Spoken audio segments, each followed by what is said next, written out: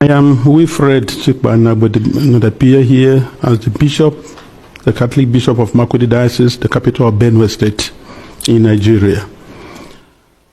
I am the shepherd of one of the 4 dioceses, Catholic dioceses in Benue. We have others, Anglican, Methodist, and Pentecostals, which certainly Benue State has a population of about 6.1 million people, 2 million of whom are those under my care as the Bishop of the diocese. Benue State is about 98% Christian, with very few Muslims living in towns. Nigeria and eventually my diocese and the state of Benue have become, in recent years, one of the most dangerous and insecure places for Christians.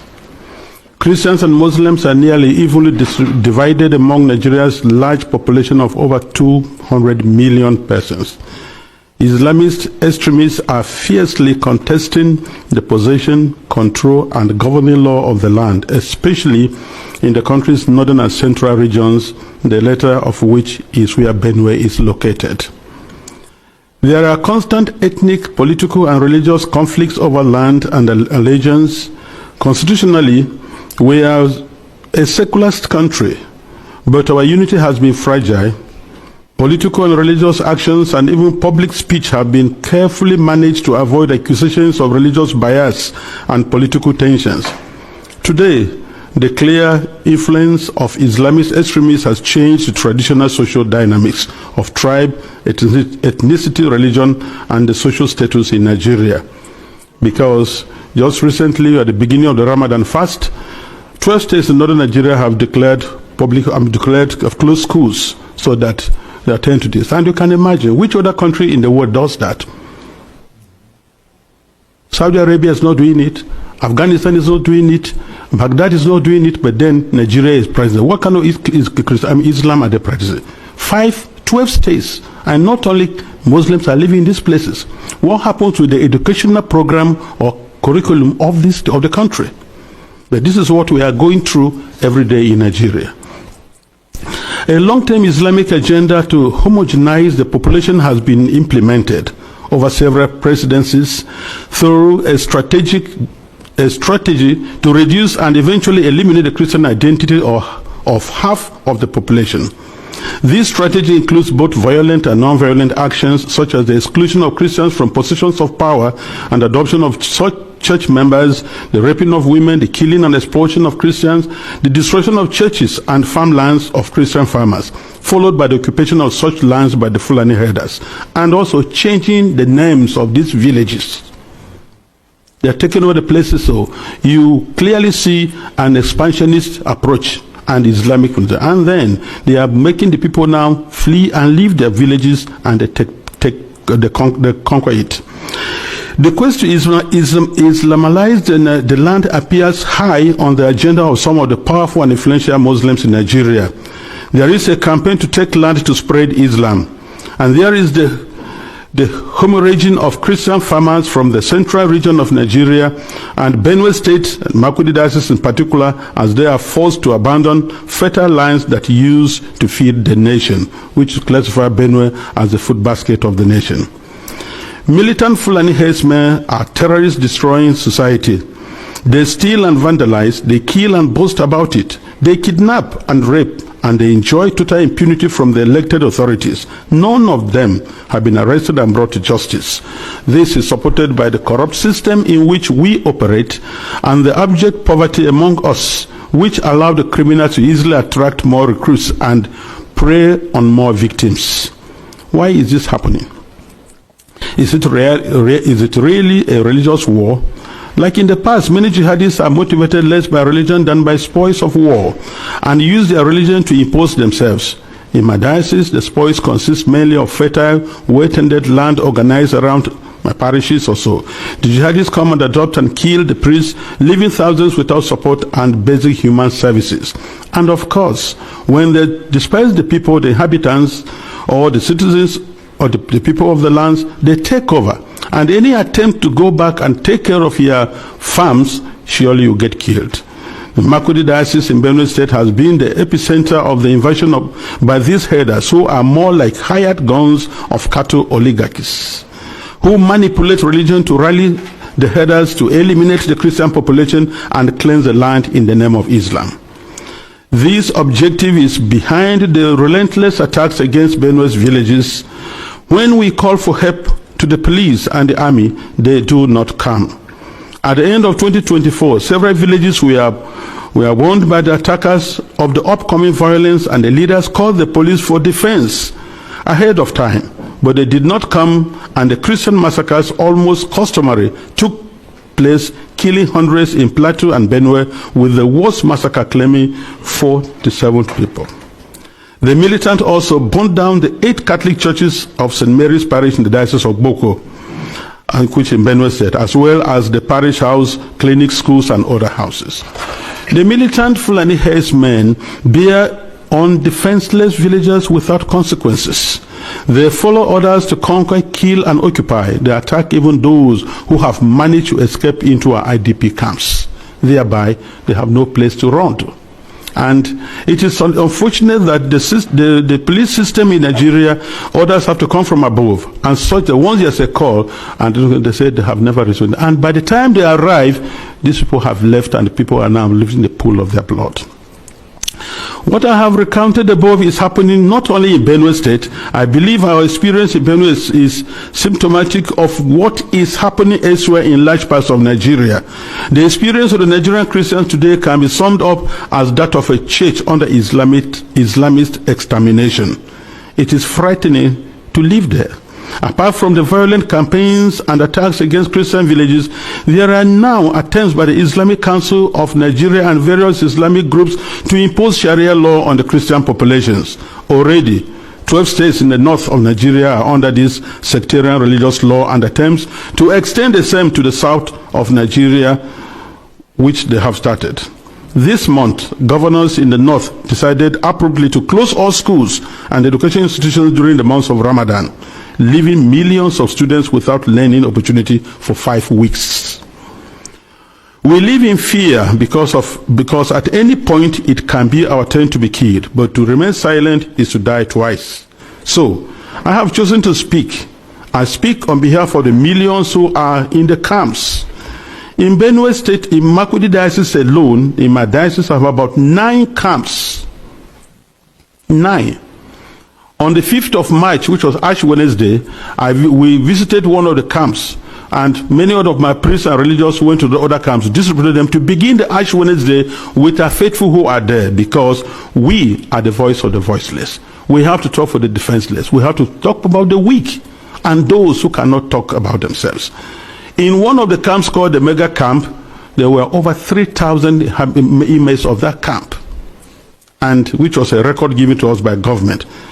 I speak on behalf of them and those children who have no husband, who have no father, and even their own voices taken away by the politicians who promised to help them but have become the willing tools of the jihadists because they are talking politically correct statements, looking for next elections to come. I speak on behalf of those whose loved ones have been killed, but no one has even offered a word of consolation to them. I speak on behalf of the thousands of young girls who have been adopted and raped because no one, not even the media, mentions them anymore. Foremost, I speak on behalf of my flock who are unable to worship freely and unable to return to their ancestral farms and homes because that land has been ruthlessly taken from them by the armed herdsmen. And where they say they want to live in peace with the natives, if you must farm, you have to pay tax to hire the land which belongs to you. That is slavery, to say the least about it. As prosperous Nigeria is in African continent, and I tell you, if there's outbreak of war in Nigeria, no country around us, Chad, Niger, Ghana, Guinea, Togo, no country can contain the population that will flee to these places. No country can be able to house over 5 million refugees. It's not possible because of that. And if 1 million refugees run to Chad and Niger, they'll collapse that country because there'll be no plan to take care of them. So we have to be very careful. Today, I urge you all to use every means within your mandate to start developing a strong and good relationship with Nigeria, where you know that when you speak of human dignity, you are also speaking of the same God-given right you believe is unalienable. Consider that Nigeria can be your ally, but it cannot be one where half the population is in the process of being murderously eliminated. Work with us, the churches, and other Nigerians of goodwill. We are working for a peaceful and prosperous society, and our desperate plight has been set aside U.S. policy for too long, to the cost of thousands of lives. Concretely, I request and I plead, I ask you to redesignate Nigeria as a country of particular concern. This has both a practical and diplomatic meaning to signal that you are paying attention to what happens to us and elsewhere in the world. Because the policies the government is trying to put in place, so that to return the IDPs, build camps for them, relocate them from their homes, it is not durable and it will not work, because the government has already the population that is not able to take care of, and then you have over millions of people in the camps, and you want to relocate them to where? And if you do, let's take that you do, how many houses or rooms will you give me who has 5 children, another one has 3, another one has 2, and what will I be doing for a living? These people previously never begged anybody for food. They were managing their lives, training their children, and building their homes. So nobody should have deceived us on the guys that you're going to resettle the IDPs. They have no jobs.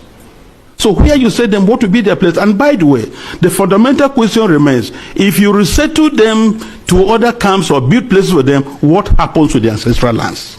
Who takes care of them? And this is whereby I feel the government is complicit on this issue. Because these terrorists, Fulanis, displace them, kill people, and then occupy the place, and then change names, nomenclatures of these towns. For what reason?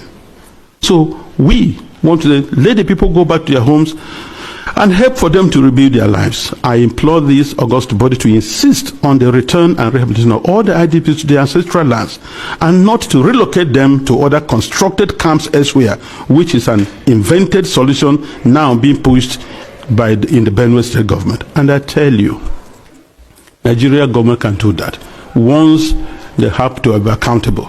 Because I know Nigeria, under the auspices of ECOMOG, was able to reinstate constitutional government in Sierra Leone and Liberia, and they can do that now. We have the capacity, but because the leaders that are not prepared. And I think that's whereby I look, it's not just conspiracy of silence, it is aiding, abetting, and supporting these terrorists to keep doing their work. Ya zage manzo Allah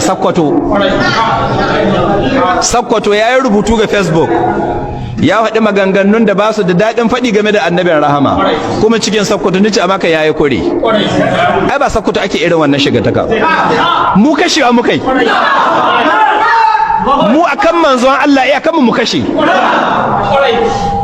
Don haka ba Kano bace, Kano yan kasuwa ne. Shi yasa kaga an ce ma manzon Allah dan luwadi an tsaya ana jayayya, an ce ma manzon Allah kwarto an tsaya ana mu na kashewa mu kai. Wallahi kwadda ma manzon Allah mu iya kamar da shi mu kashe. Allah ya gafarta mu wani yaro, naga wani bawan Allah jiya ga Facebook yace wai an ce mahaukaci ne, yace to ai mu ma mahaukata ne. Ai iyaka hankalin mu kai taba annabi, ana taba annabi mun zama mahaukata. Wagga ita ce magana ta gaskiya. Allah shi muku albarka Sokotawan shehu. Duk wanda ya kalli Facebook da sauran social media da irin wanda an ka hito kwarkwata an ka ta gidan sarkin musulmi, ya nuna Sokkota suna nan bisa ga tarbiyyar da dan hodiyo yayi musu. Don haka Allah shi muku albarka. Da an sakai ku kashe shi. Magana bai da hankali bata taso ba. To bai da hankali, duk bai da wanda yaka zagi sai manzon Allah. Mu ma bamu da hankali, an taba annabi. Don haka duk irin mu bai da hankali bamu da an sakai ku kashe shi. Kuma ba shi da duk wanda ya taba manzon Allah ku kashe shi. Bai da hukunci, ko belle ya bai taba manzon Allah bai da hukunci illa kisa. Musulmi in ya zagi manzon Allah, ko ya ce ya tuba, wannan tuba ta tsakani ne da Allah, amma dai sai mun kashe shi. Bai da hankali ya sanya ta ya sau waya, bai da hankali ya sanya sau data, bai da hankali ya sanya buɗe shahin Facebook, bai da hankali ya san da an kayo mai ya goge. Don mahaukaci ka waɗanga abubuwa, da kun gane ku kashe shi, da an sa kai ku kashe shi. Kun ba shi ɗaya ba, ku tawo manzo Allah ku kashe shi. babu wani hukunci ga zagin manzo Allah illa kisa. In ka tubu wannan tsakaninka da Allah can in ya ga dama ya ga, amma dai muna an ce mu kashe ka. Sai mun kashe shi. Ko taba manzo Allah ku kashe shi. Kada ku tsaya faɗa ma hukuma a kashe dai. In ce ba an ce ba daukar doka a hannu, to ci ko to an ce yayi laifi ga hannu.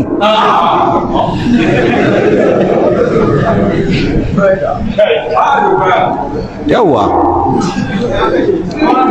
haji babu wani hukunci, ba wani tawili da wani zai da ka zagi manzo Allah hukuncin kisa, ko limamin Makka ya zagi manzo Allah hukunci ne kisa, balle wadan iskan banza.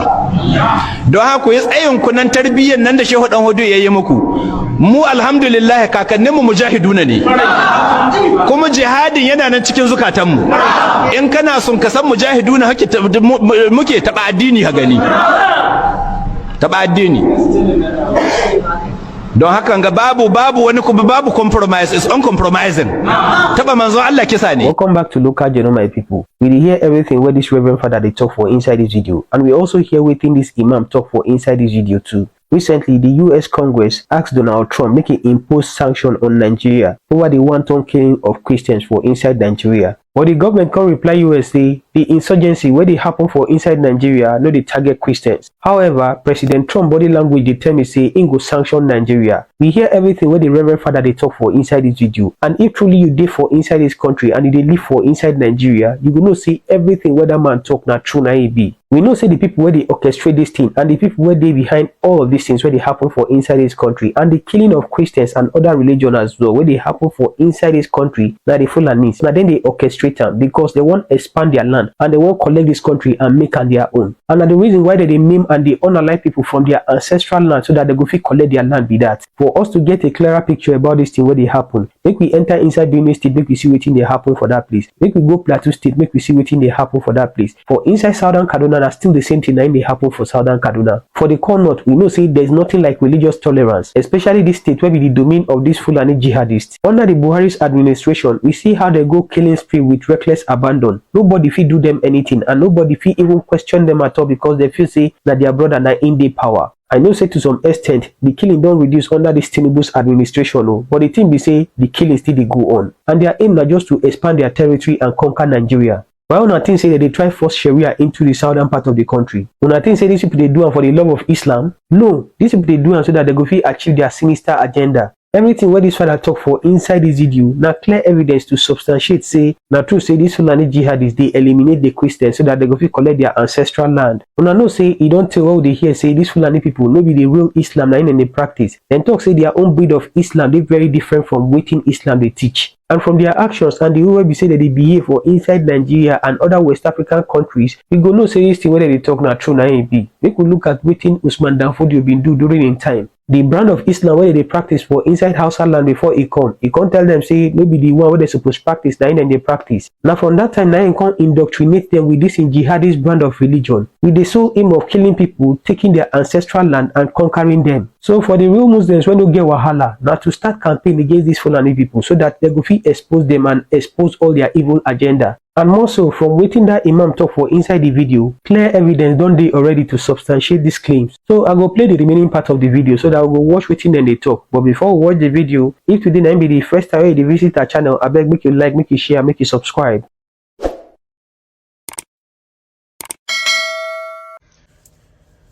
But thank God that today, President Trump is back in the White House.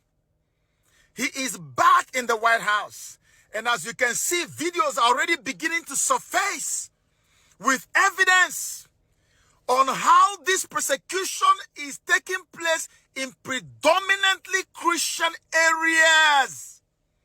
Biden made it look like there was no religious persecution problem in Nigeria. This is why today, if you look up religious persecution and say Siri should ask Siri if religious persecution in Nigeria is true, or even the Grok that we use in X, ask it to tell you about religious persecution, you will see Grok telling you that it has not been substantiated. Because now the natural general narrative is that it's just a noise making. And this was what the Buhari administration was telling the White House. Then, when we now said it's a lie and presented people All the victims came with raw evidence, hardcore evidence. And the President of America and the U.S. administration then said, no, no, no, no, no. How can you contradict this? It's not true. You are the one telling us lies. And they placed Nigeria on special watch list. But you see, because of what Biden has done, Grok and all the whole mainstream media sources today are saying that religious persecution in Nigeria is unsubstantiated. And there are people in Nigeria who are fighting for Biden, who are diehard Bidenians and Democrats, who are asking us, why are you even supporting that man called Trump? What do you even see in that man? Trump placed Nigeria on special watch list and signed an executive order following it. That executive order, you can look it up right now as you're watching this video. Executive order on religious persecution or religious liberty. Check it, it's there. Biden undid all of that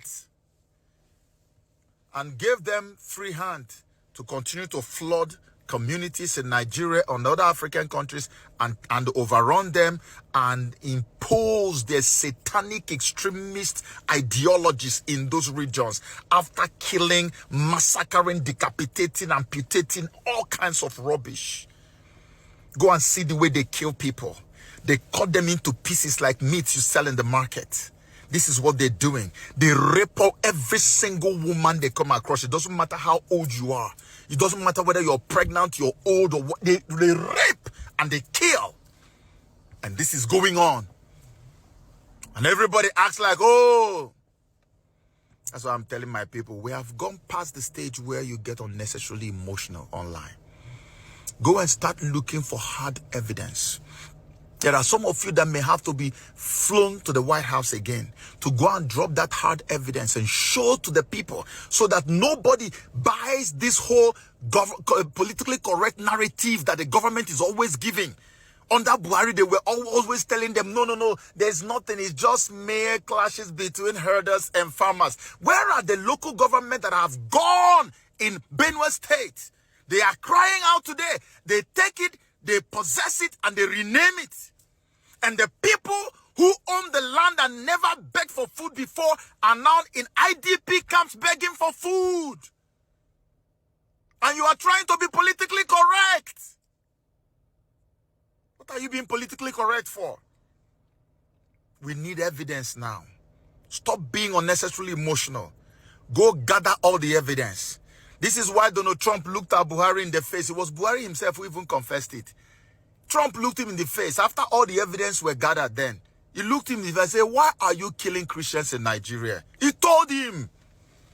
Before Nigeria was placed on special watch list.